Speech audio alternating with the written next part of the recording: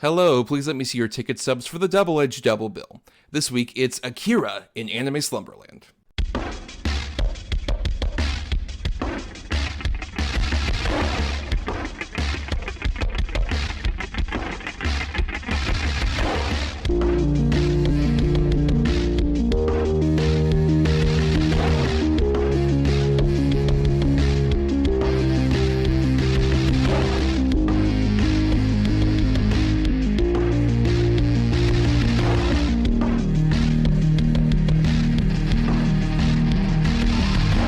Each week, Adam Thomas and Thomas Mariani will come to the table to discuss the randomly selected yin and yang of a double feature.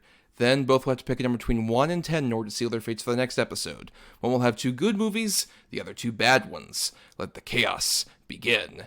I am Thomas Mariani, or as I prefer to be called out from a very large distance, Thomas! And I am here without my co-host, unfortunately. Behind the scenes, everybody, we had a lot of difficulty with this episode technically from just a lot of breaking up on Adam's end. He was going to be on this episode. We have at least a bit of recording of him that we attempted to have on the show. But unfortunately, it just got to be pretty bad and Adam couldn't continue given just how much he was breaking up. So he had to bail. But I am not alone here because we do have a special guest returning to the show. He is flying in here on his little bed that somehow is up in the sky. We have Mr. Torrey Depina. Welcome back, Torrey. I'm the new host now, and I come with a flying bed paid by all of your hard-earned Patreon dollars, or hard-given Patreon dollars. Thank you. Now I'm the new host. Adam's gone forever.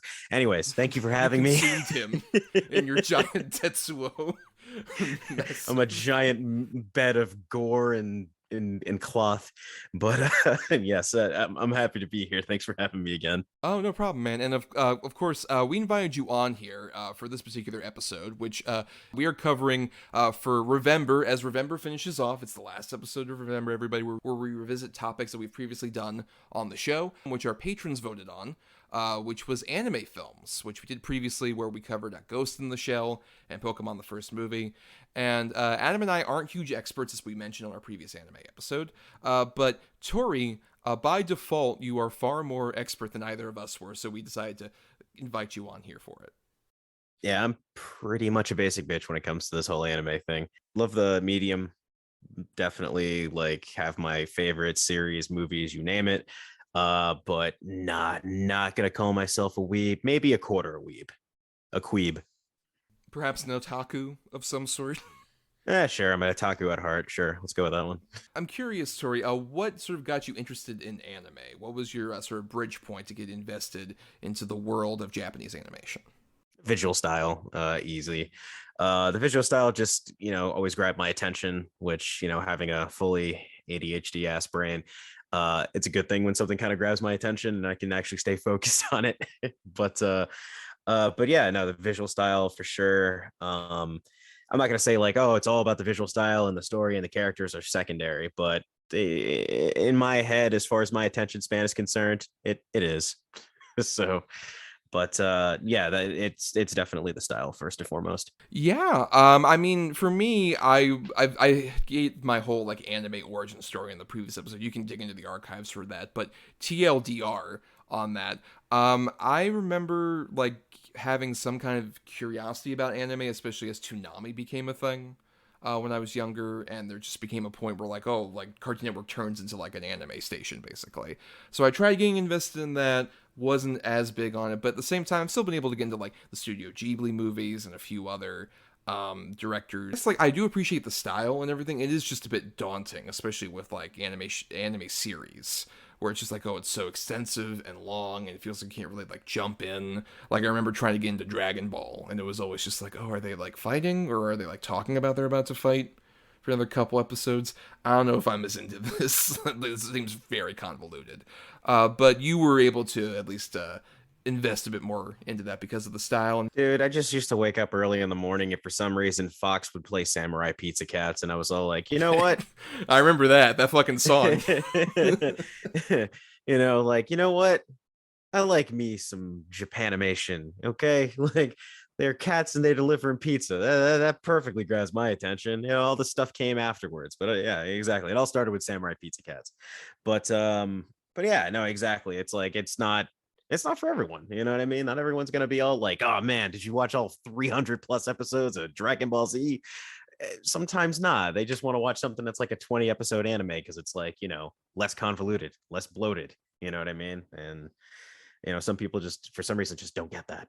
They can't understand why. Yeah, really, the only anime series I've actually watched the whole way through, and it was because my roommate in college at the time was showing it to me, was Kill la Kill, which, if you don't know, is this very interesting anime that's about basically sentient clothing. Like Yes. these, and there's a lot of interesting, weird factors to that, but it was fun anime for what it was, even though there's a lot of bizarre implications to that particular show. But yeah, at the same time, like, it's a great style, and there's always like something interesting about it. In particular, I think in film form I've been able to get more into it, just because I think I can stomach sort of that like aesthetic and style, and see a lot more variety in film form with that. And also, if you see a Studio Ghibli movie and don't have any kind of like welling up in your heart, you're a monster, quite frankly. Oh, absolutely. Absolute monster, confirmed by Torrey. But let's get into the two features we are covering today, which are interestingly from the same studio, from Tokyo Movie Shinsa, or TMS as it's usually called, which we didn't know until Adam and I kind of like did some research on it. But the picks which we picked at the end of our last episode were my bad pick of Little Nemo and Slumberland, and Adam's good pick of Akira. But first, let's get into the bad pick here of Little Nemo in Slumberland. The animated celebration of the year is on video cassette. Yippee! Little Nemo Adventures in Slumberland. Take off with a young explorer who must save the life of a noble king. Nemo, give me the royal scepter! Outmatch the power of a mighty monster. And win the heart of a beautiful princess. No one has ever accepted a royal invitation in his underwear. The Boston Globe proclaims Little Nemo to be a marvelous piece of fantasy. The Washington Post declares it impressively grand. A great film, writes the New York Post, while Newhouse newspapers call it an elegantly animated magic carpet ride. Oh, I haven't had this much fun in years! Neither have I. Take home the magic of Little Nemo Adventures in Slumberland, just $24.95. Each video comes with a mail-in rebate worth $5 with purchases of Tropicana orange juice. Little Nemo Adventures in Slumberland, coming soon wherever videos are sold.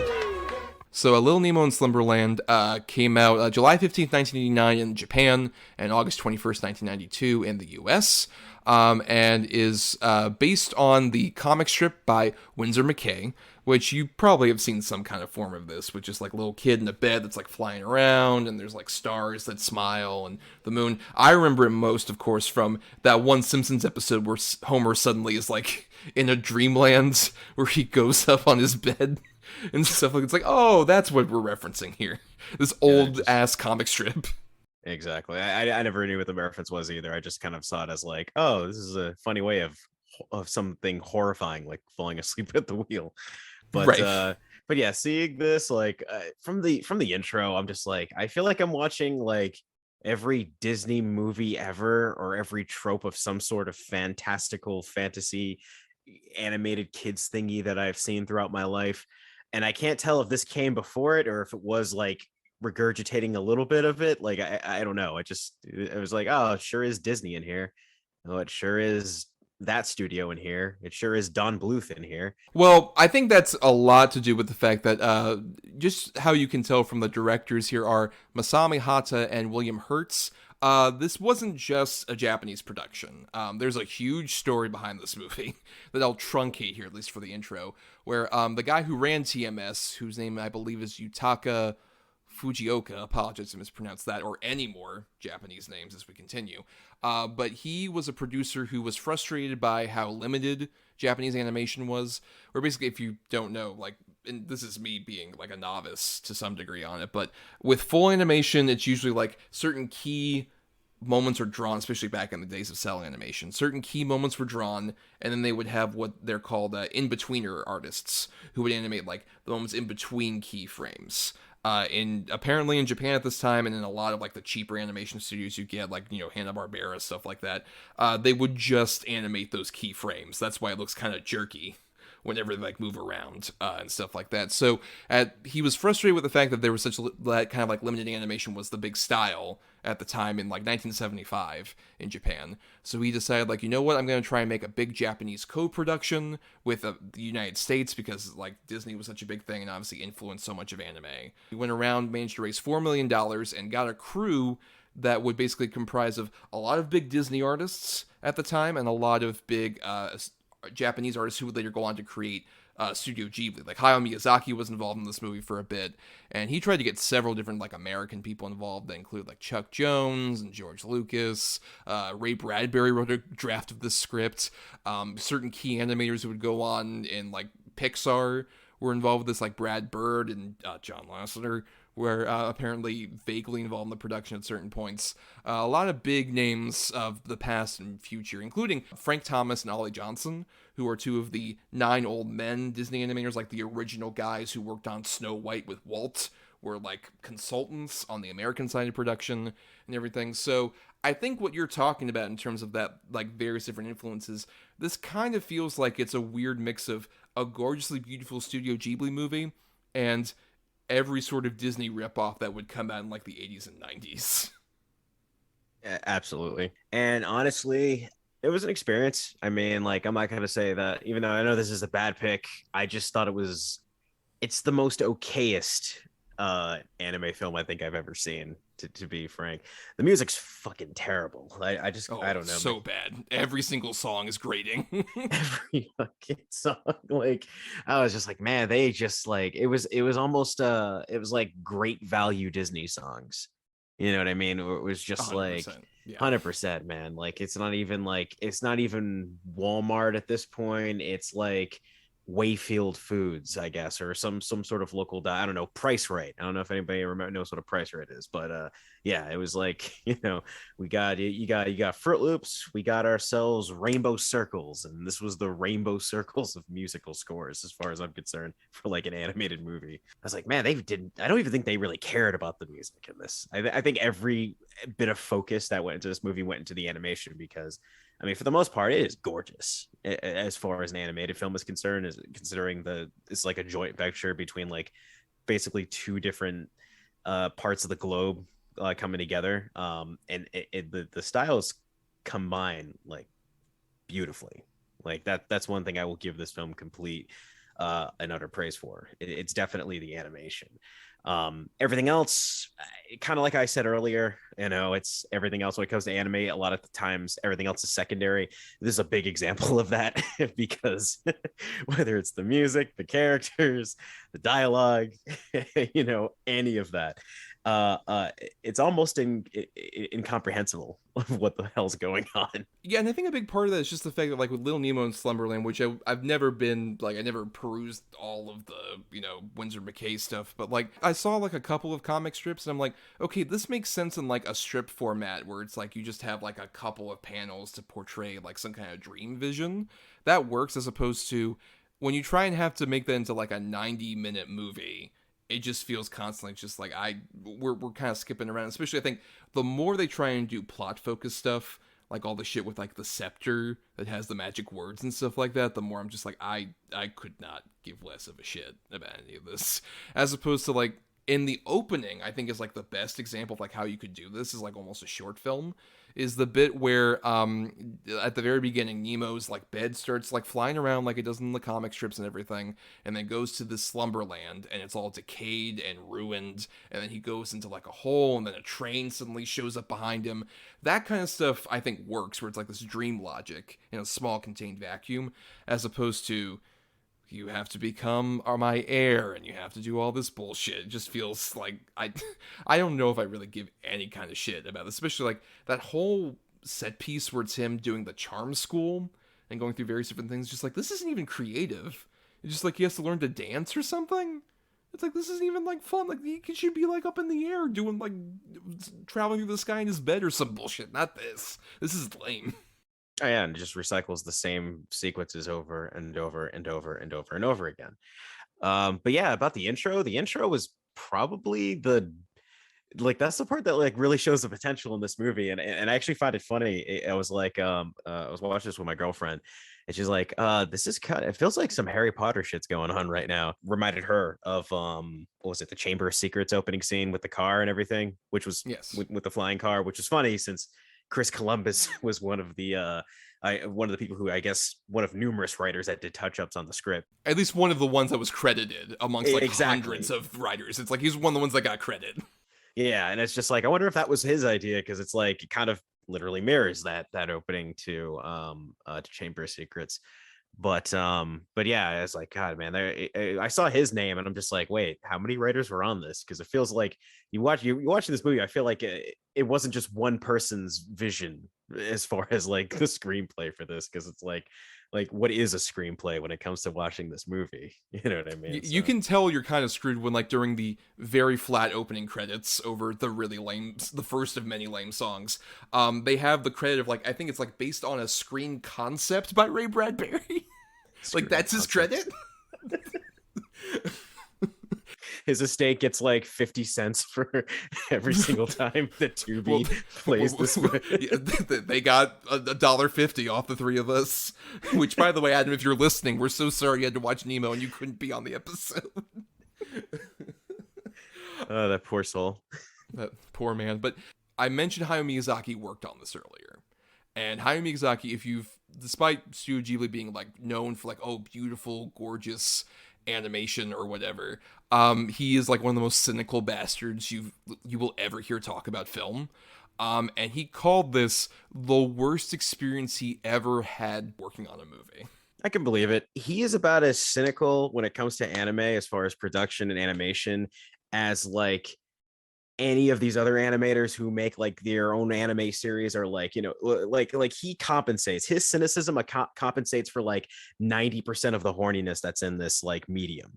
You know what I mean? So it's just like he is that shining light of balance to this fucking medium as far as anime is concerned. So when his cynical ass is telling you that this was the worst, I can guarantee that I'll take that with not with a grain of salt, but like enough salt to kill, like, I don't know, a human me, put it that way. Enough salt to kill a human. Or like 50 snails. maybe 50 snails. Yeah, maybe that's a little more. One human isn't impressive, but 50 snails, yeah, I believe that, you know, because what direction does this movie have? There is no direction in this movie. Literally the only thing holding this together is just how beautiful the animation is. Maybe a couple of voice acting performances. I will firmly disagree with you about, like, this dub is terrible. There are so many really like, particularly like Mickey Rooney is like clearly like, which to be fair, Mickey Rooney did this plenty of times, especially in the 90s, just like, I'm not giving a single shit about this. No, he didn't give a shit, but he still felt more natural than like everybody else as far as the casting is concerned. Because this is if I had one that I would say I preferred, it was probably like Rene Auberjonois as the professor guy, the professor genius. I thought that was like probably the best voice performance of like the dub, but that's not saying a lot necessarily. It's really not saying a lot, because like every line I hear from him, it's just like cringe. I don't care who was voicing him at that point. You know what I mean? God forbid, God forbid it's Odo performing these fucking or voicing these awful fucking lines. I mean, this dialogue's awful, like, as far as writing is concerned for this movie, that it's just like, you know, I'm a professor and I'm a genius. Call me Professor Genius. I was like, oh, shut the fuck up. We are scraping the bottom of the Disney barrel with these names and with these motivations. I mean, to be fair, I would say that's more the case with, like, they have a couple animal sidekicks that show up in this. One is the flying squirrel Icarus, who has like an annoying chipmunk voice. He has like, it's like Meatwad on helium, like like that type of shit. I have no idea if that character is at all in the comic strips, but it feels so much like a Disney invention kind of thing. It's like, we need an animal sidekick. Yeah, you have to have an animal sidekick. Yeah, we don't need that when we have like a bunch of goofy fucking like dream characters. And it also breaks the reality, because it's just like, wait, Nemo is not as like of our reality, but he has like a flying squirrel friend who kind of talks. What? What's going on? we need an animal character, okay? Like what can we do? Listen, I just finished watching the Rescuers. Oh, okay, let's make him like a mouse. No, man, let's make him a squirrel, a chipmunk. Well, I think it's more like Rocky and Bullwinkle because it's a flying squirrel specifically. Ah, jeez, I'm not that old, man. Oof. Yeah, no, you're right. Fuck.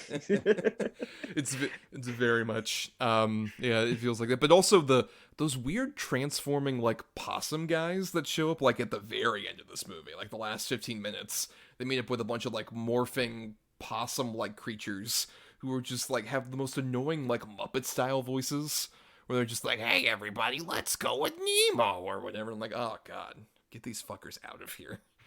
Yeah, it's just like I'm surprised I didn't speak in rhyme. Like that was the thing that I was like, you know what? At least you didn't do that. I kind of like those guys though, because I was like, oh, you know what? Compared to everybody who is just stiff as a fucking board, man, as far as like personality and charisma is concerned, they decide to wait until like the last like 20 minutes of the movie. Oh yeah, let's introduce characters that have any like actual like charisma or you know chemistry together, because it's not any of the main characters. It's not Mickey Rooney's character. What's his name? Flop or Flip or some shit. Yeah, flip the I have too much fun, therefore I have a big bounty on my head clown. Yeah, it's when you were talking before earlier about like vocal performances. I feel like everybody minus the kid was okay. I think his name's like something Damon or whatever. I thought Gabriel Damon, yes. Gabriel Damon. I thought his performance was okay. You know, Mickey Rooney's was all right, but I mean, he's just being Mickey Rooney when like nobody was really, you know, reaching deep down as far as like vocal performances. I thought the princess was terrible. I thought it was shit. Yeah, though for the record, Gabriel Damon trivia has a bit of voiceover experience in that he was the voice of Littlefoot in the Land Before Time. Some would say the best foot, the best foot, the best voice. Put your best little foot forward, yes. Put your best little foot forward, yeah. Depending on if you ever watch anything, and I shit you not, there is actually a Land Before Time YouTube community that continuously talk about the movies and the unlimited, the never-ending sequels that will come out straight to DVD. But yeah, as far as like vocal performances go, I funny enough, the best voice actors are the ones who are like in the background.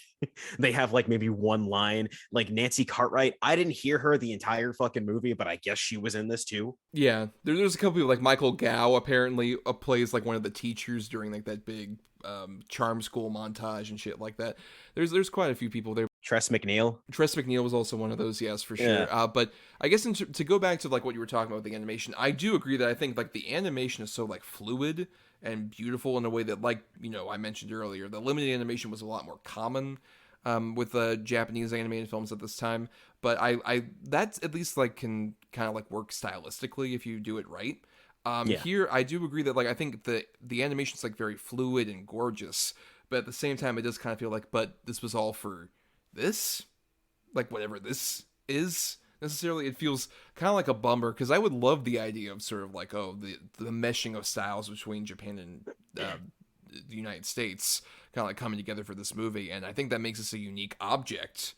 But at the same time, it is still just like, oh, but it was all for whatever the fuck this is, and it feels just like the less that the actual animation styles clash as much just like the storytelling sensibilities, where you can tell once again that the producer of Fujioka was just like, I want to make a full-on like American style Disney movie, and it's like you don't really need that. Like we have like the Disney era over here. The whole appeal of anime is that we can have something kind of different, and it's like when you have someone who's like so expert at doing another kind of animation trying to copy that kind of style, I think it really shows how like just quite frankly dull it can get at certain points in this movie.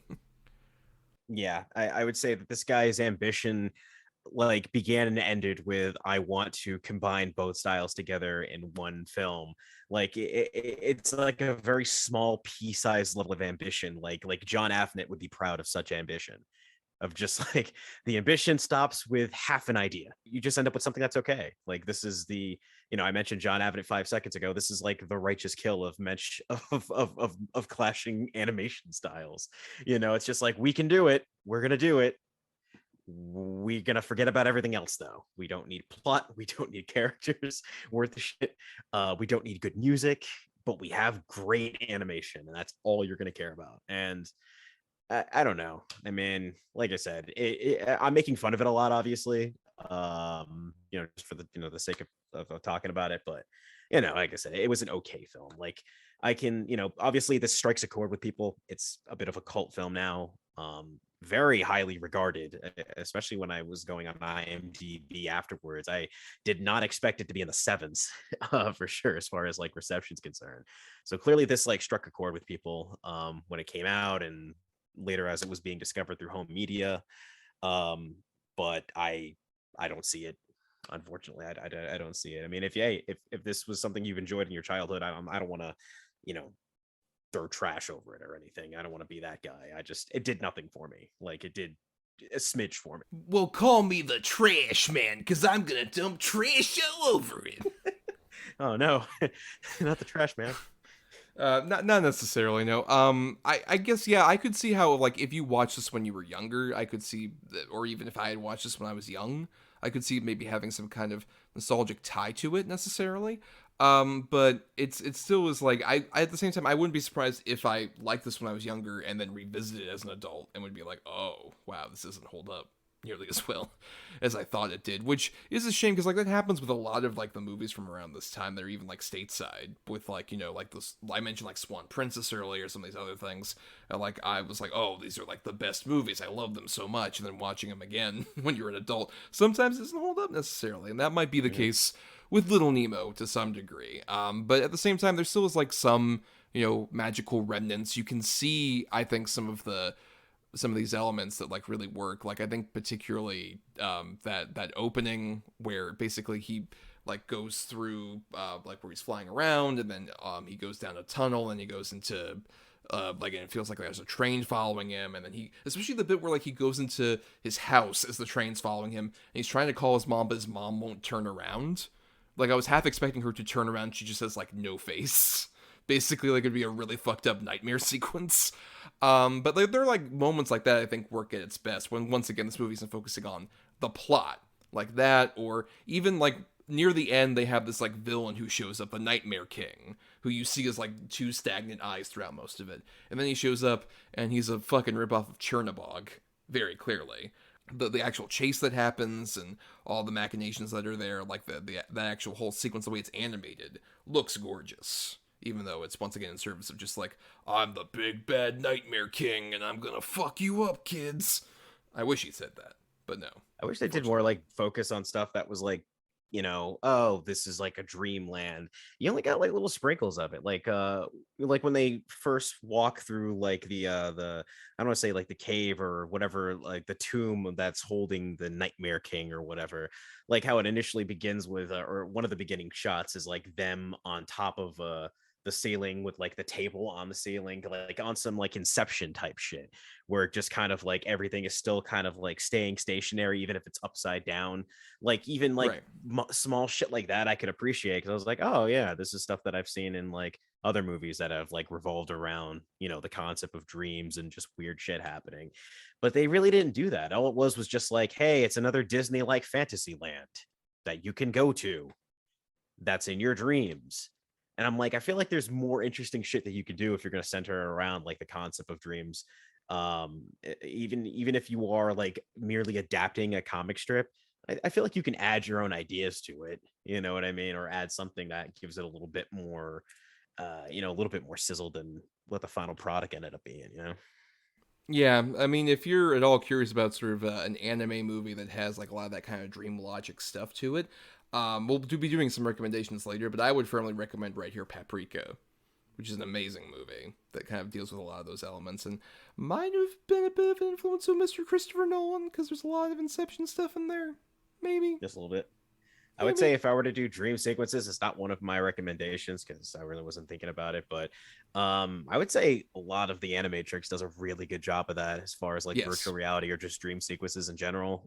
Pretty much all the I'm trying to remember what the name of the story was, but one where it's like all the kids going through the building and they're seeing all the Matrix glitchy shit or whatever. Yes. That gives me more of like dream like feel to like something that's done with like Japanese animation, as opposed to here where it's once again, hey, Disney. Right, but also anime at the same time. Exactly. Yeah. Sorry. That's why I would definitely say, like, this is not something that I would just completely dismiss, because I think it's just fascinating, once again, as, like, a weird object, because I can't think of many other examples of, like, a Japanese-US co-production like this. Like, I know certain Japanese animators would, like, go over and, like, work in, like, US animation studios, or even vice versa, but it's rare that you get, like, this big a collaboration. It feels like it's, like, one of the few times that ever happened. Yeah. Yeah, exactly. And it probably, and man, maybe it'll happen down the line. I don't see a reason as to why people would probably want that now, unless there's like some big money happening behind it, or someone really wants to, like, co-op or co-produce anything. I personally don't see it. I don't think any company in Japan wants to do that, and I don't think anybody in the in the States wants to really do that right now. So Yeah, the closest you'll get is stuff like, hey, Studio Ghibli, us at Disney are going to hire you to make a Baby Yoda short for like 3 minutes. And it's like, well, I mean, if we need that to finance Hayao Miyazaki's How Do I Live, like, get the finishing funds for that, fuck it, sure, we'll fucking make a dumb Baby Yoda short. yeah, man, make a Baby Yoda series and get more money. No, I don't know. No, they just did that. They did that short, which basically feels like an animation production studio logo more than it does an animated short. And it's like, whatever, fine. Get your bag, Studio Ghibli from Disney. Get it, that's fine. That'll work. But yeah, I don't know. Tori, any final thoughts on Little Nemo and Slumberland before we move on to our next feature? I'd encourage people to go see it, just because it is an interesting idea that it got made in the first place, despite all the weird production shit it went through. I'd say if you're like big into animation like me, love to see contrasting styles and just love to see good animation in general, then you can kind of just accept that and kind of deal with everything else that comes with it that's not as good. This would be like something that at least watch once, you know what I mean? But no, it just was an okay anime. It was the okayest anime film I think I've ever seen. So Yeah, I would probably say I would probably be a bit harsher if nothing else, because I was a lot more bored during this. I think that's another reason why I don't know if I would have loved this as a kid, because there were so many stretches where I'm like, what's going? I don't give a shit. Like, there's nothing really exciting going on here, so I don't really give a shit about what's going on. So I don't know if I would have been as consistently invested, at least, in what was going on here as a kid. But at the same time, for what it is, I think it's a curiosity, if nothing else. If you have like an interest in sort of like the history of animation, and especially like whether it be anime or, Western animation, seeing the sort of combination here where you have, like I said, like so many big, massive people from like various different, sides of the world, like collaborating together for this movie. It's a very unique style that feels like it's just that weird in between anime and the US, and I think it's fascinating for that. But if you have any other like wants of the movie necessarily, I think you're going to be severely uninterested in what's going on here. And God, try and mute during those fucking songs. I can't emphasize enough. We mentioned it earlier, but the songs written by the Sherman Brothers, who did various Disney songs like Mary Poppins, wrote these fucking songs on their toilet paper. Basically, this is like some of their worst work possible. they like had a bottle of like Frank's Frank's hot sauce and like some damp napkins, and then just drizzled like maybe a quarter of a chorus and thought, you know what, let's just record what we have spilled Frank's hot sauce on, which again spilled on wet napkin, and we're gonna bring this to, we're just gonna give them this. That's all we're gonna give them, and it's just like, yeah, I can see it. Like, man, they did not give a shit about this fucking music. No whatsoever. Just like, I don't know, we will give you the bare necessities of this song, and not the actual bare necessities song, just like the barest possible minimum for what constitutes a song. God, it's like when they say it's a musical film, I'm like, is it though? Is it? Is 4 shitty songs during an hour and a half animated film really musical at all? Most of which aren't sung by characters in the actual movie, really. No, at all. No, they're just played in the background, basically.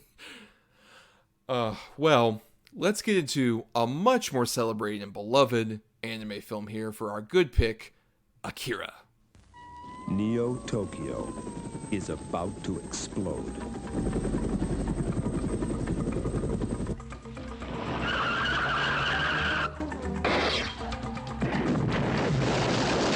Streamlined Pictures presents a state-of-the-art adventure, Akira.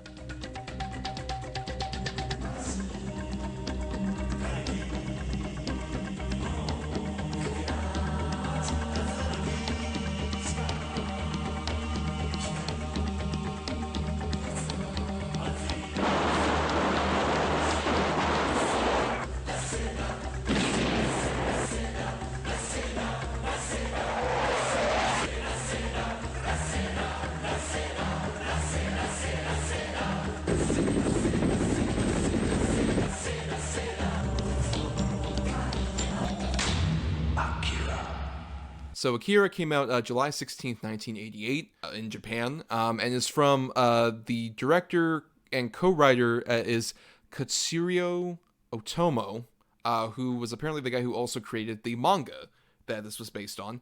And Akira is one of those ones where even if I wasn't a huge anime person, I had been familiar with Akira for quite a while. I had heard oh, this is one of the best anime films possible whatsoever. And back in college, I was a part of the on-campus movie theater programming, and we would have these certain nights where we would all it would be closed down, and we would just have all of the programmers have a movie marathon that happened once a year. And one of the times we did that, we decided you know what, the rights to this movie are so weird we'll never be able to show it, so screw it, let's just watch it in the big movie theater, Akira. And it was the first time I ever saw it, and I was like, this is an amazing movie. I loved seeing it on a big screen. But I'm curious, Torrey, when did you first experience Akira?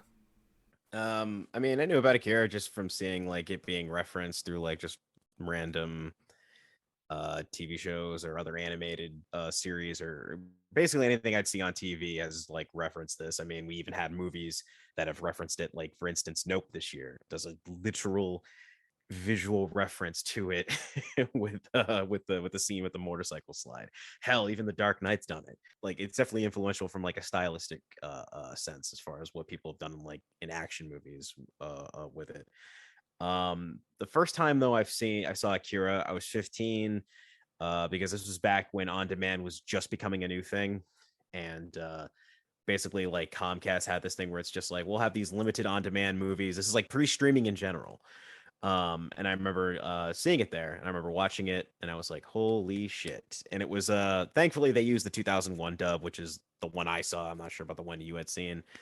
Yes, it was the 2001 dub, because I've seen clips of the 80s dub, and that was woof. Yeah. That's a really bad dub. I have yet to see a single scene from the streamlined Wally Burr recording 1989 dub. So much talent with this 2001 dub from people that I'm just familiar with from just being anime voice actors, from Johnny Young Bosch to Joshua Seth, Wendy Lee, Bob Buchholz, Michelle Ruff. So much fucking talent was in this, and it shows. Even with some of the awkward line deliveries, they still nail it. But as far as the film itself, the obviously the things that struck me were the visual style, the violence, all the the cyberpunk aesthetics, even the stuff that basically it's oh, kind of this I don't want to say fascist government, but obviously this government that is in disarray, the frustration from the people that are building up as a result that you're seeing through multiple protests. So it's this overly oppressive government, somebody who wants to literally literally military coups, stuff like that. It's just a blender of all that shit, and you're just getting it just pushed right in front of your face. You know what I mean? Fuck subtlety. This movie might as well be called Fuck Subtlety, because it doesn't need it for this 2-hour experience that you get seeing this.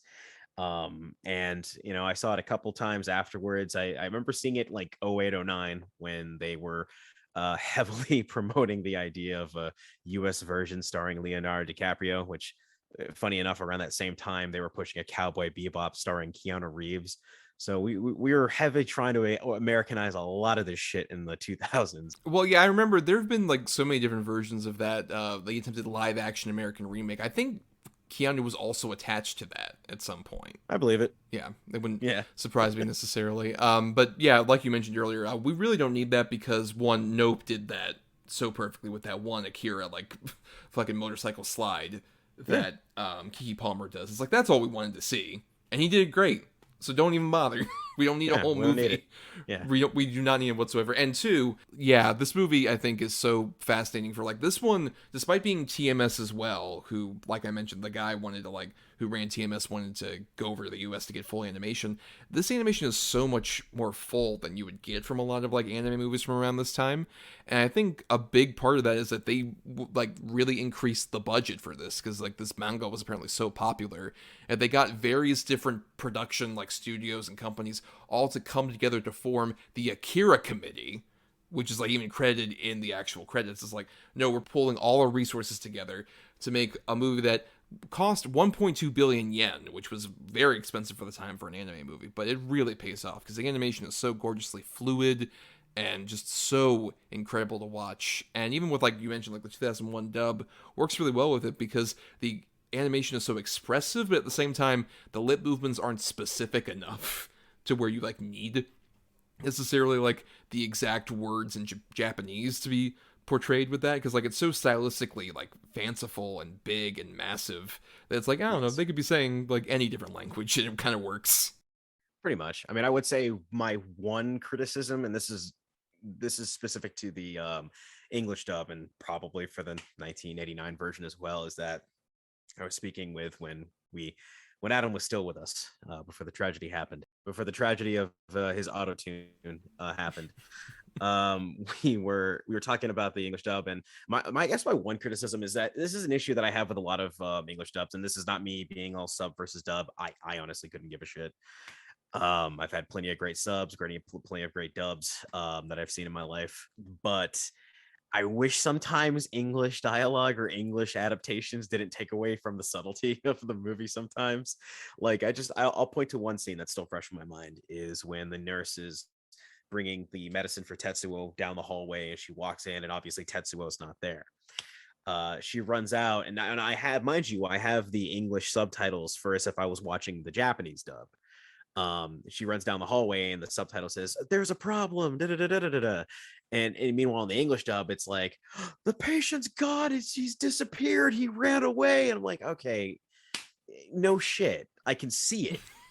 Like I can see what what's going on. You're not running out because he's there and he just murdered people, because you probably wouldn't be alive right now. You wouldn't be able to run out that room.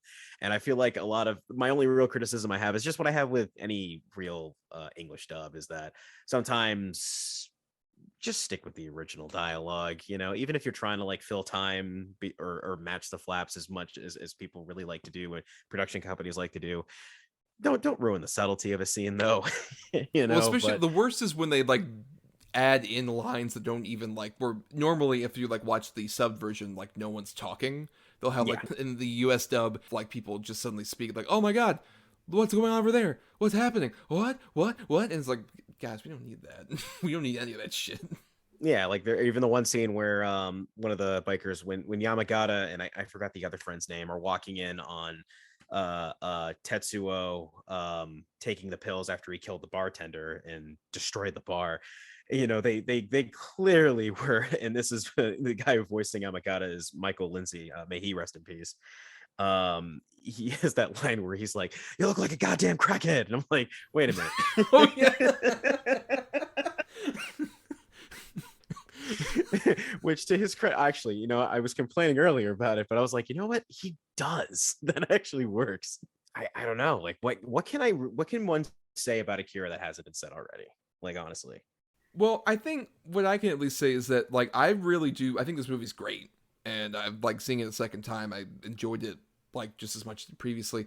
I will say, I don't know if it's maybe like you can probably follow sort of the story that happens, where it's basically just about like in this dystopian future, we follow like a bunch of like these biker gang kids who eventually encounter like these scientific experiments that have been going on with like these young kids who look like old baby men. Basically. Old baby, wrinkly baby man. After a certain point, like I have no idea what the fuck is honestly going on with that ending, where whatever Tetsuo becomes, the giant blob creature. But at the same time, it's fucking terrifying and it's engaging, so like I don't have to like know necessarily what's going on. But I would say if there's a weakness for me, it's that it just goes into like from a very sort of followable cyberpunk story into weird surreal territory that I'm not sure what's necessarily going on. It's like almost becomes like 2001 by the end too, that like Tetsuo was like the universe now. I guess like sure, okay, whatever. I don't know, but Yeah, he's Dr. Manhattan. So, He's gonna create his own universe of Cronenberg looking mutants that have special super psychic powers and just keep developing more and more fleshy mass as time goes along. Seems better than the fucking snowflake that just falls into Kaneda's hands at the end of the movie.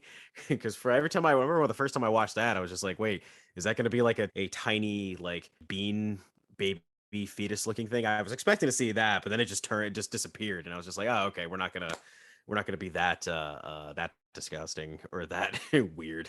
As opposed to everything else we've seen throughout this 2-hour epic. no, what would give you that impression with this movie? That's like very like this is like all the kids can enjoy Akira.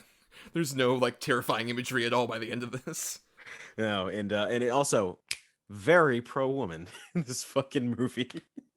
Oh my god, I forget, like, one of the things that makes me sad about this movie is just like they just beat the shit out of Kaoru so badly in this movie. Yeah. Kaori, sorry, Kaori. I don't even know if I'm pronouncing it right. I was just like, this is like almost like Frank Miller levels of just like we just hate women. That's one big criticism I have of this fucking movie, because it's just like we just gotta beat the shit out of the most important female character. Well, second most important female character in this movie, and that's just her character. Her character is that she gets beat repeatedly, and I'm like, what the fuck?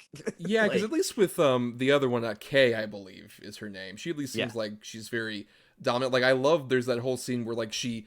Like, I guess she's kind of possessed by one of the alien creatures at this point, but she goes on that big tirade about, like, oh, what if universes were, like, inside systems and stuff like that, whatever. And Kaneda is such a big, like, himbo dummy, where he's just like, what's up with all the big talk all of a sudden? yeah, we're talking about the universe. I don't know. I just want sex and bikes and sex. Bex. What If you will, talking, yes. Yeah, you're talking about the stars and the genes and stuff. What I like about that, though, is the fact that, like, in any other situation, I think if an American remake ever happened of this, they would lose this element. It's like, you can tell we're dealing with, like, children. Like, that's the thing. Is like, these kids actually feel like, oh, they are, like, maybe, I don't know, like 15 at the oldest. And they feel like they are just kids who are not supervised to any degree. And they're going out, like, the particularly, like, all the people in the biker, like, even Tetsuo has that, but like where he feels like he's superior, but in the way of like a 15-year-old would think he would be. Kind of just like whenever he's around like his love interest, who I do agree they just like screw around with the entire time. He is very much just like nobody understands me. I'm much better than this, and I think that adds to sort of like the terror of it. It feels like this is sort of like, oh, it's like a kid playing with a gun. Only in this case, it's like, oh, it's a kid who has these horrific powers that are unimaginable. That he ultimately cannot control. Yeah. Yeah, which is just like, which leads to him becoming a whole blob of Cronenberg at the end. You're just watching it. It's just like every moment from this movie is the best part about it is just like, it just keeps getting worse and you got no choice. You're just watching all the chaos unfold. And it's just like, you're seeing governments fall. You're seeing people die. You're seeing religious wackadoos be religious wackadoos. It's just like just the gaggle of idiots like behind him because they think like he's their god that has come to smite the non-believers from their fucking world, and then their dumbasses end up falling into the water and getting like crushed by debris and shit. And it's just like, oh yeah, it's all come full circle. Everybody gets their comeuppance, seemingly enough, except for the military fascist guy, or excuse me, the martial law military strong leader stereotype that you've seen in any anime that has any sort of like geopolitical overtone. You know what I mean? Apparently nothing happens to him, but everybody else, oh yeah, you're getting your comeuppance for whatever you did, because that's what this film is. It's just chaos. Yeah, but I do love the fact that within that chaos, you do sort of build up an interesting world that's going on here. Like, I like elements like that, where you see, like, the religious sort of people that suddenly pop up, like, worshiping Akira and all this other stuff. That it feels like we are living in a chaotic world, like, from the start. It just feels like this world is like there are no real laws, despite whatever cops that are actually around. There's like no consistent law and order. It's just craziness and madness, and that's what these kids are living in. So like, fuck it, let's just become like weird biker gang guys that just zoom along in the amazing, like any of the bike sequences in this movie look so fucking good. Like, especially when they're like even just racing down like the highway. It looks like you feel like all that speed and all of that adrenaline, but also all that like unbridled, like unsupervised kids just like, what the fuck are you doing? Get off the bike! Well, you're gonna like crash and fuck yourself up. Just this fucking, it's just like teenage. Thank God this movie isn't angsty. I'm glad that there's no teenage. Well, actually, you know what? I'm wrong. I'm gonna stop you right there. Tetsuo is super angsty. He's 100%. He's pure angst incarnate. What are you talking about? No. I was saying about the other characters. I actually, you know what? I'm just gonna fully say it. Fuck it, I'm wrong there. It's just teenage anger, angst, horniness, everything you expect from teens, even in this like fucked up as a time as it was. What's it set in, like the year 2019? You know, right. I think yeah. Imagine, right? You know, we kind of came out ahead. I think we came out ahead in 2019 before, you know, the real chaos happened. Yeah, I do also love the weird fucked up element of like, given this came out in Japan on July 16th, 1988, that's when they established that like the huge bomb hit that destroyed Japan. And I just would love to be like somebody who went to the theater on opening day and saw just like that pop up, and then a giant explosion happens. Just like, guess what? Today everything gets fucked. And 30 something years later, it doesn't get any better.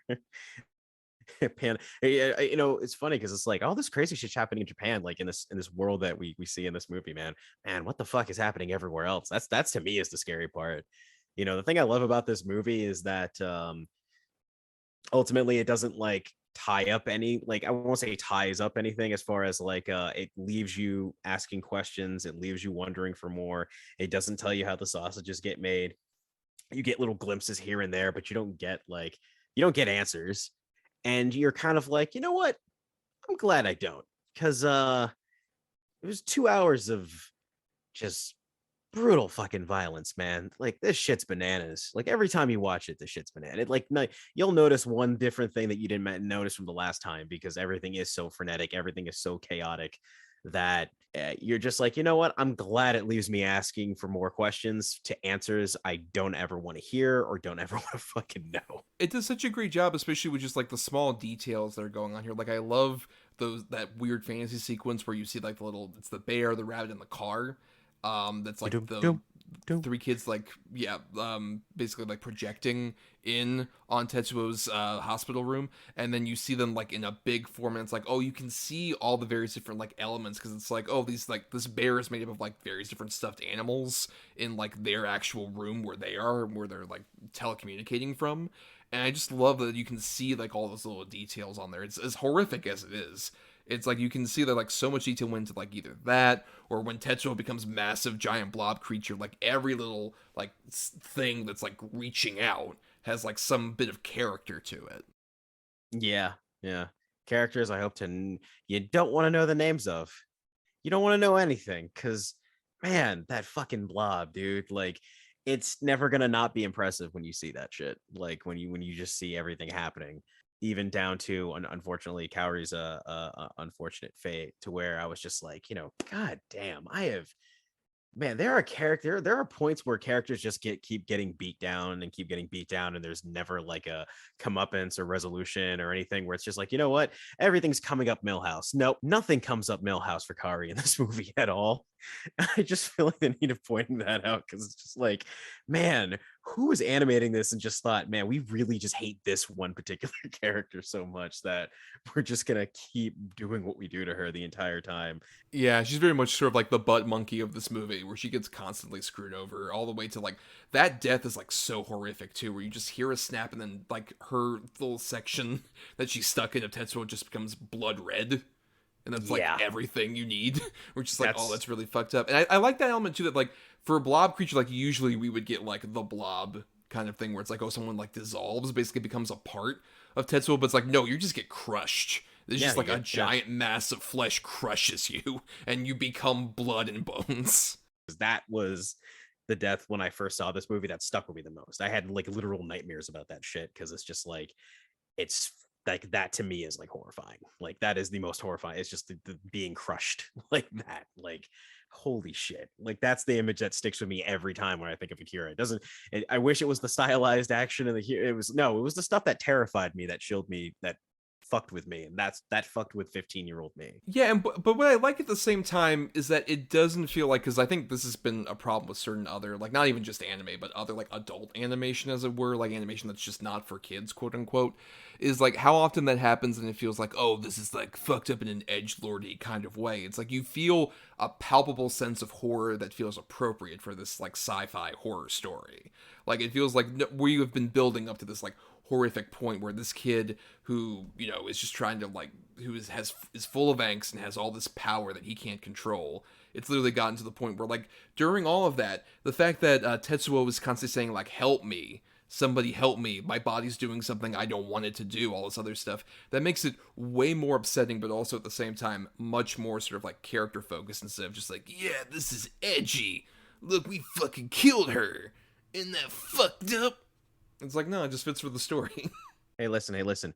Todd McFarlane fucking wishes, okay?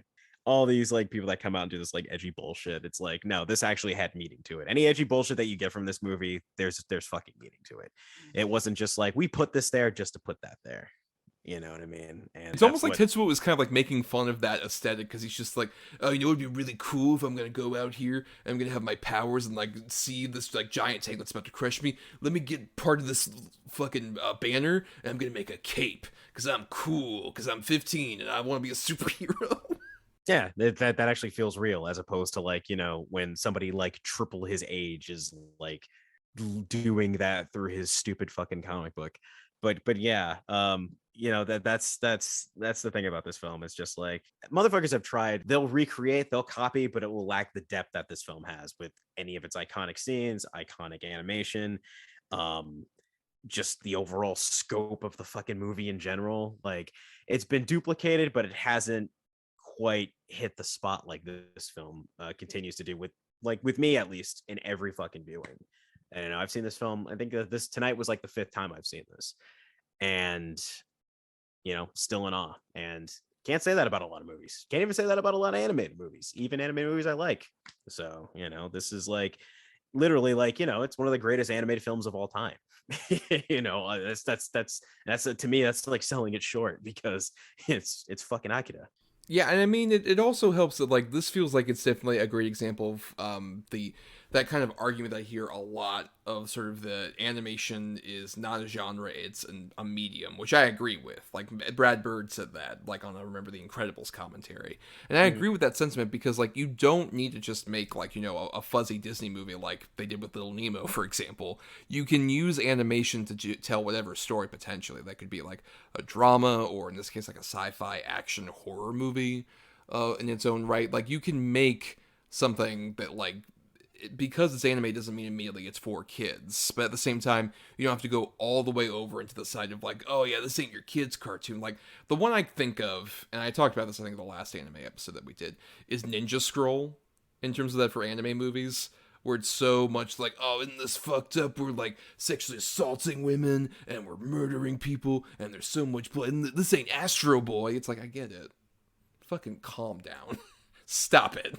Yeah, when yeah, that's the thing where it comes to like stuff like I it's been such a long time. I think I saw Ninja Scroll one fucking time, but it is definitely guilty of that bullshit. Oh my god. Yeah, because at the end of the day, that's the problem with this like fucking, like when it comes to like anime. And you know, I know people are like, oh, it's a medium, not a genre.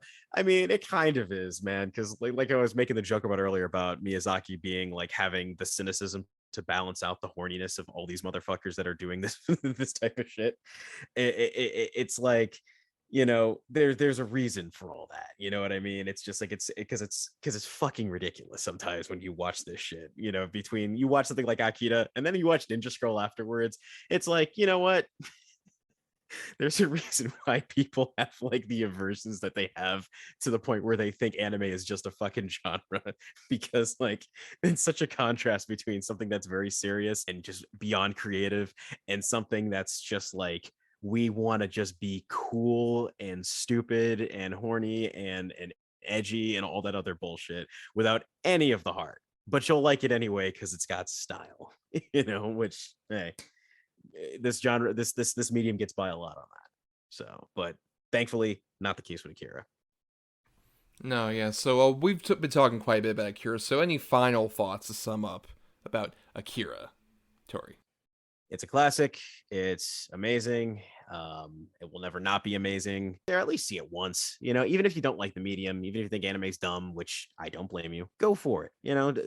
Watch it at least once. Watch it over Captain Nemo and his Dreamland sequence of bullshit. He's not a captain. He's just little. How dare you besmirch Captain Nemo's name? He runs the Nautilus, sir.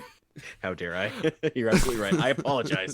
I apologize. Captain Nemo, fictional character from 20,000 Leagues Under the Sea. If you're listening, I'm so sorry.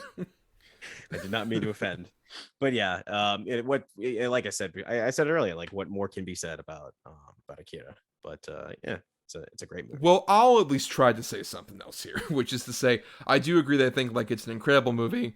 It's definitely one where like if you're not even into anime that much, it's definitely one that I would recommend watching because it kind of transcends that. There's still a lot of like fascinating elements. Like we didn't even talk about a lot of the stuff with the government scientists that are like experimenting. Like I love the Dr. Onishi's little wave machine thing that shows just like the balance of the universe, and that's like early CG in animation, which like looks incredible and still like works perfectly for this movie. But yeah, like a lot of those elements were like I said earlier, I think it goes off the rails at a certain point during the ending, and it's kind of hard to like follow necessarily what's going on. But what you're seeing is so visually striking that I don't think it necessarily matters as much. You still feel the terror and that palpableness of just the fact that, like I said, it's a movie that's about like a bunch of kids who feel like kids, who are in the middle of like this horrific situation where one of them gets massive powers they can't control that literally causes their body to morph and transform into something otherworldly. And I find that it's like that's still a palpable, relatable fear no matter like what culture you're from or anything like that. This is just like an upsetting but fascinating sort of like cyberpunk story that at the same time all that horrific stuff is going on, it looks really fucking dope. Exactly. Above all, it looks really fucking dope. And as for those last 20 minutes, I mean, come on, man, they're just showing off. That's the whole point. That's all they're doing. That's the budget. But that is the end of us talking about our two movies, though we have our weekly segment we like to do here called The Double Redo. Double Redo. Double Redo. The Double Redo. Double Redo. Double redo. Double redo. That works. So the Double Redo is a segment that Adam and I usually both do together every week, in which we talk about an alternative double feature, basically, where we recommend a good movie related to the topic, and then steer you away from a bad one related to the topic. So for the world of anime, I'll start with my picks. So for my good pick, I have a movie called Wolf Children, which is from director Mamoru Hosoda, who is a great anime director who I've watched a couple of his movies. He also did stuff like The Boy and the Beast, and Miyari, and The Girl Who Leapt Through Time. I also worked a lot on Digimon, for all of you out there who actually managed to watch that. In the States when it transferred over. And basically Wolf Children is this very slice of life kind of story that's about this young girl who in college falls in love with a man who she finds out transforms into a wolf, so is very much a werewolf type of creature, but still wants to make the relationship work, and the two of them, get married, have a couple kids, and tragically, he ends up dying. When the kids, I believe they're either about to be born or like when they're very young. Now she has to be a single mother and raise these two wolf children who are like these adorable little kids that have like little wolf ears, and they have like the tails and stuff like that. So they act both like children and puppies simultaneously. There's an adorable quality to that. But there's also just this like really endearing, heartwarming story just about like being a single mother caught in the tragedy of like your husband dies and you have to like raise these two kids on your own. You never would have anticipated that, especially for like a young couple who got together and like, oh, we have our whole lives ahead of us. And it's like, no, man, sometimes you got to face the realities that like that can sometimes those great people in your life can leave you, and you have to like kind of keep going on without them. And especially adding on the element, of course, like, oh, this is like such like unknown territory. How can I cover it with like two werewolf babies, basically? They managed to make it work in a way where, like, I had heard about this movie before I saw it, and I'm like, oh, this sounds like some dumb furry shit, right? I was like joking around about that. I was in tears by the end of Wolf Children. It is a beautiful movie that has like so much heart and joy and love in it that I just would firmly recommend to anybody, regardless. Once again, if you're not a huge anime person, this guy's work in general I think is incredible. The director Hosada's. And then my bad pick is one that was it's interesting because this is kind of like a weird like CG sort of cell shading animation style that was done for this movie that was produced by Toho as part of a collaboration with Netflix. It was the first of 3 anime films to feature the king of the monsters himself, Godzilla, which I'm a big fan of. I love me some Godzilla if you've heard me in the past. I've literally watched every fucking Godzilla movie, except for, I will say, the other 2 in the series, because the first one, Godzilla Planet of the Monsters, is my bad pick, and I was not a huge fan of it. I like aspects of it. I think because basically the story is human civilization has left Earth due to just an overrun of like basically like kaiju and a bunch of other horrible problems that have taken place that basically make Earth uninhabitable. So there's been like a couple generations that have lived in space on like a space station who are just saying like, okay, now let's go back to Earth and see what it's like now that like basically kaiju have taken over. Follows a team that's exploring Earth and seeing what the remnants of Earth have been. And I like that idea and concept. I think that could work, especially if you did it maybe as like an actual like Godzilla feature. That could be interesting. But in this particular form, I'm not a huge fan of the animation style. This like weird CG cell shading thing. I think it looks like very awkward and stilted. Looks kind of almost like video gamey. And by the time like just a big problem as well. Like if you complained about like the American Godzilla movie not having enough Godzilla in it, Godzilla does not show up literally until like the end of this particular movie. And I just found it to be kind of like almost a turn off to me. We're just like, oh great, we're finally getting Godzilla. It's like the very end of your movie, like a mountain-sized Godzilla, and that's what this was all leading up to. Whatever. There's some interesting stuff. Like you can see remnants of Godzilla around. Like you can see almost like how the Earth has like changed to his sort of like DNA structure and stuff like that, which is fascinating.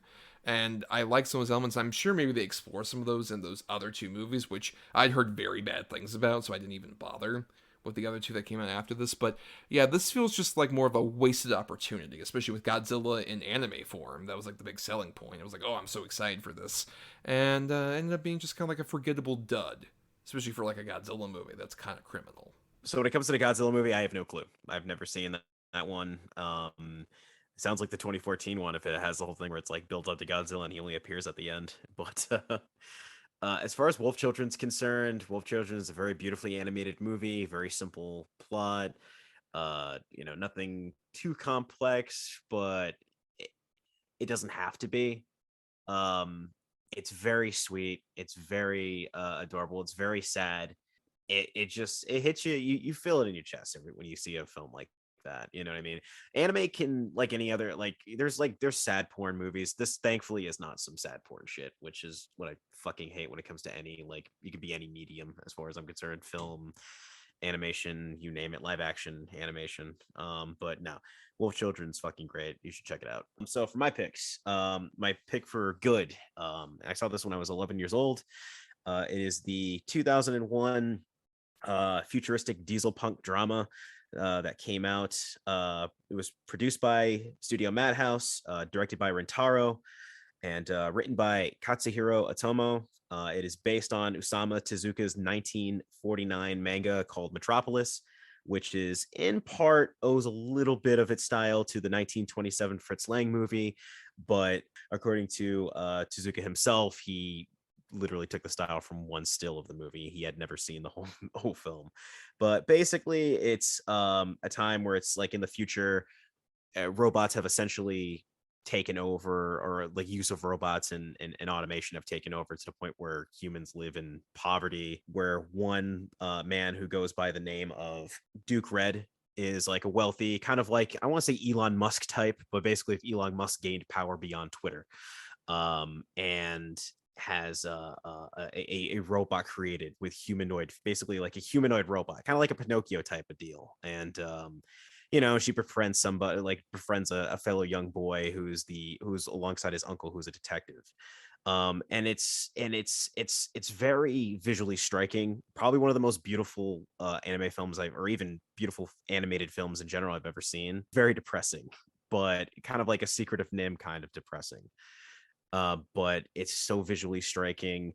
The characters are beautiful, as far as like how they're designed. I mean, again, this is based on Tezuka, he's basically like the Walt Disney of manga, like stuff like Astro Boy, a lot of the classic anime from or manga from like the 50s and 60s, he was responsible for, and that style is bright and in your face when it comes to this film. So that's definitely one to check out, especially with Studio Madhouse production. So you're definitely getting like the highest of quality when it comes to like animation, Japanese animation. My bad pick, in my opinion, when it comes to like bad anime films, even though we were trashing on the film earlier, we were trashing on Little Nemo earlier, to me, like bad anime films are like ones that are like based off series. So in my case, my bad anime pick is not going to be the original 2 films that came out of the show Digimon, but the US butchering of the Digimon, quote unquote Digimon the first movie. Came out October 6, 2000. Terrible film. I didn't give a shit at the time because I was 8 or 9 years old and I was like, hey, Digimon, it's there. But you watch it again as an adult and more of like a critical anime fan, and it's just like butchered to death. The voice acting sucks, the edits are terrible. They like force in American music. Like they have music cues where out of nowhere you start hearing the Fatboy Slim song that samples the Rock hymn, the Funk Soul Brother, check it out now. Like just random shit that just ages it because it was like from 1999 to 2000. Just stupid choices like that that just make it like less enjoyable of an experience, especially if you're a huge Digimon fan like me. But yeah, that would be the bad one. Check it out if you're a Digimon fan and you never saw it. It's an interesting watch, but that would be my bad pick. Yeah, I have not seen either of these. I don't think. Metropolis sounds interesting. I have not seen it. Digimon was one where like that was definitely an example where like as I talked about on the last anime episode about Pokemon, I got into Pokemon very deep. But Digimon and like Yu-Gi-Oh followed like very shortly after, and I was just like, I don't know if that was around where I'm just like, I don't know if I can really get into it. I will say the song is awesome, at least the American dub song, the Digimon Digital Monsters is a fun song. But yeah, I never I don't think I got deep enough to maybe have seen the movie to some degree. I don't know, because like I've seen vaguely bits and pieces of Digimon, but I never quite got enough into it to where I would have like really recognized or like wanted to see that in the theater necessarily. I do like the designs though of the Digimon. The Digimon look fun and they look very different from the Pokemon aesthetics. The show was a lot better, I would say too, because like the Pokemon show was just kind of just like one long winding promotion for the products in the games. Digimon, I feel like Digimon came as like a show first, and then they kind of decided to do merchandising based off it, because a lot of throughout the 4 or 5 original seasons, there's a lot of good characterization, a lot of decent plot that you wouldn't expect from something that's more of like a kids an anime for like younger kids, preteens or whatever. So I would say if you ever want to binge it, definitely check it out. And as far as like the movie, the US movie, I actually, let me scratch what I said earlier. Fucking avoid it, please. Just watch the original shorts that they made out of the series. But yeah, that would be it. But yeah, before we leave here, let's repeat our titles for everybody out there in case you might have missed them. For my good pick, I had Wolf Children, and for my bad, I had Godzilla Planet of the Monsters. And for my good pick, the 2001 anime film Metropolis, and for my bad pick, the 2000 film Digimon, the first movie. Well, now we'll go ahead and start getting to the exit of the show, but stick around as we do our picking at the very end for next week's episode. Stay tuned for that. But we want to thank some people who have helped us with the show, like Chris Oliver for his intro and outro music used for the show. Listen to more of his music at chrisoliver.bandcamp.com. Thanks to Christian Thorlally for his artwork. Find him at Night of Water. That's night with a K _of_water. For more of his great stuff on various different socials. And thanks, of course, to our loyal Patreon supporters over at patreon.com/DEDBpod. For just $1 a month, you all get to vote in polls for individual like topics we cover, like anime. You all chose that over there, so thank you, patrons. But you also get to listen to bonus podcasts that we put out there, at least one a month. And the one for November that would have already been put up as of right now is the latest edition of Telebillion, in which Adam and I watch the first season of a show that we are, we haven't seen before. That's recommended by the other person. So I recommended Adam watch the HBO Max show The Rehearsal. And Adam recommended me the Netflix/YouTube originally show Cobra Kai. So you can, if you pay the $1, you get to listen to that bonus episode as well as several hours of bonus content that we've released out there, which can only be accessed by our lovely patrons like Mr. Torrey Depina over here, who, of course, we also want to thank. Torrey, thank you so much for being on the show and help me out with this episode. Hey, always happy to be here. But for more of us, find us on Instagram and Twitter and Facebook at DEDBpod, while all those social media platforms are still here, especially Twitter, which is still crumbling as of this recording every second. And you can submit feedback to us either there or over at doubleedgedoublebill@gmail.com, all spelled out. And for more of me, you can find me on Twitter and Letterboxd at NotTheWho'sTommy. I also do some writing at marianithomas.wordpress.com and at film-cred.com. And I just wanted to shout out, I was a guest recently on the fellow Talk Film Society podcast at Pod to Be You, which is hosted by Manish, who is a buddy of ours, been on the show previously. And I was on there to talk about sort of his part of his bad romance series, where I went on and talked about Joe Wright's Atonement. It was a fun discussion, and that should be up around the time the same episode's also popping up. So you can just look down the Talk Film Society feed and find the two of us there discussing that wonderful film.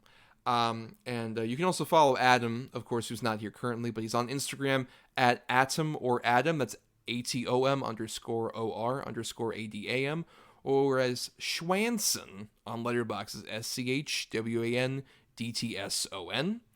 And for more of us in general, please subscribe to us on Apple Podcasts, Stitcher, and other podcasting platforms. If you're listening on Talk Film Society, you want to listen to all the other great shows that are on the network.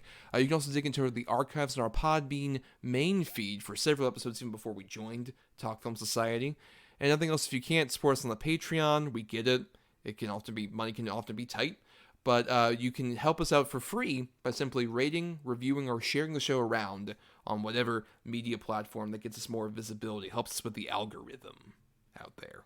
But now, it's time that we did our picking for next week's episode, which Am and I usually do at the end of every episode, where, we have a good and bad pick that we have to decide out. So each of us has either too good or too bad. We switch up on the quality for that. And we assign them between 1 and 10 for each of those choices. So if one person says, I'm going to pick number 6 for the other person's choices, it'll be like, okay, that's closest to number 8, which has this particular movie as a choice. And we do have this rule called the Godfather rule, which we're going to suspend here because Adam has his veto, but obviously he can't use it. So we're not going to be able to do that necessarily, where he could have potentially vetoed one of my good choices for this.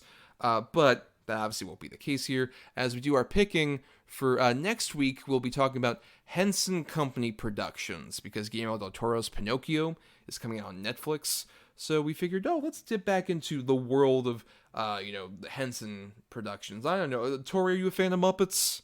You like Muppets and other things like that, the puppets and stuff from Jim Henson? You like them? What the hell's a Muppet? Oh boy, I'll have to have a long conversation with Tori after this. But he'll be picking a number between 1 and 10 for both my choices and Adam's choices. He sent me his after our little fiasco of recording situations. So you know what, Tori, for my 2 good choices, please pick a number between 1 and 10. Yeah, I think every time I've done this, I've always picked 7. I'll be like, lucky number 7, and some stupid shit like that. So I'm gonna go with number 3. Okay. At number 1, I have perhaps the number 1 movie when everyone thinks of Jim Henson or Muppets or anything like that. A true classic of my childhood, many people's childhood. I have the original 1979 The Muppet Movie. All right. Still don't know what a Muppet is. Let's go. Well, maybe do some research and then listen to next week's episode, Tori, and you'll find out. But on the other side of things, I just wanted to mention, over at number 8, I had the first of only a couple Sesame Street movies, but one that I think is quite adorable in its own right. I have Follow That Bird. You know what a Sesame Street creature is, right, Tori? Yeah, is this the one where Big Bird's blue because he's sad and shit? Yes. Oh my He's a God. bluebird. I cried when I was a kid when I fucking saw that. Everyone did. If you didn't, people thought you were going to grow up to be a serial killer. God damn, Bluebird. Also, because he looked fucking cool when he was blue, even though he was sad. So I was like, damn, he looks better then than he does, happy. But yeah, all right. Well, Tori, now for Adam's 2 bad choices, which I will say, everybody, Adam told me, and I get it, this was tough for him to find bad choices. So we're going off of, I guess, I'll say at least one of these might not be the most popular choice for a bad pick, quote unquote. But I'm curious, Tori, please pick number between 1 and 10. 1 and 10. Okay. I'm going to do 5 this time. Okay. So at number 6, Adam had one. This is the controversial one. So I'm very excited because I remember liking this movie. I still think I enjoy this one. But he put Labyrinth. Okay. Yeah. Interesting. Very interesting. I know he's talked to me off mic that he's not a huge fan of either that or Dark Crystal, which I wouldn't be surprised by. So, but that'll be interesting. At least that'll be a good night for me. 2 movies I really like, with Labyrinth and the Muppet movie. But we'll be talking about that with him next time, as we plan to. Though I will say, over on the other side of things, at number 2, he had one that I would definitely agree is like bottom of the barrel, abysmal, and I'm so glad we didn't get it. He had The Happy Time Murders. Yeah. I have a very morbid curiosity about seeing it because I've seen a couple of clips here and there, and sue me, I laughed. But I feel like that's probably the best that I will get out of that movie, so I haven't really gone out of my way to fucking see it. I was interested in seeing as far as like an R-rated, like Jim Henson style type of film, but I just didn't think it was gonna work even from the trailer. Yeah, having seen the full movie, don't do that. Yeah. Would recommend not doing that. Don't even buy. What I talked about earlier with like the sort of like edgelord bullshit with anime. That's the way it's like, but with fucking puppets. And it's bad. It's so bad. It looks like a bad Dennis Leary stand-up in a puppet movie. At least that's the vibe I got. Like bad, crappy Boston comedians doing Muppet movies. It's like it's subpar Crank Yankers, which is saying a lot. But that's it for the episode. So until next time, everybody, make sure to not cuddle up to every teddy bear you see. They might be made of like various different elements and be very terrifying. I wouldn't do it. And juices.